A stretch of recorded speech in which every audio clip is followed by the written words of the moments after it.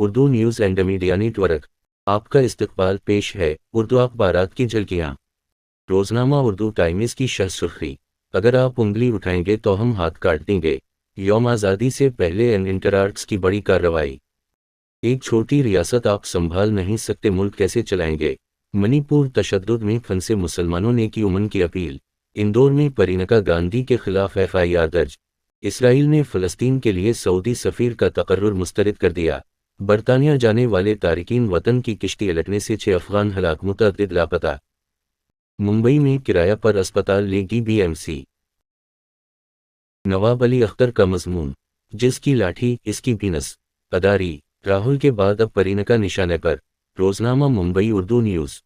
نو پنچایت میں اشتعال انگیزی کا بڑی خبر بنایا۔ منی پور کے مسلمان نسلی فساد سے پریشان۔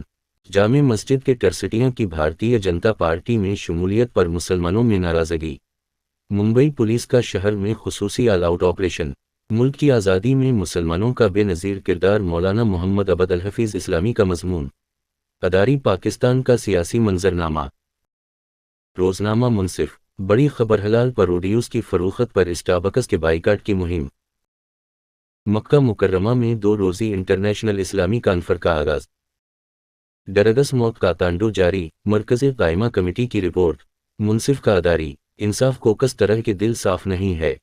روزنامہ انقلاب، ہریانہ میں شرپسند بے خوف، مہا پنچایت کی دھمکیاں دیں اور نو میں پھر یاترا نکالنے کا اعلان۔ وزیر اعظم کو منی پور میں امن ریلی کی قیادت کی پیشکش۔ شرد پوار اور اجیت پوار کی خفیہ ملاقات سے سیاسی حلقوں میں ہلچل۔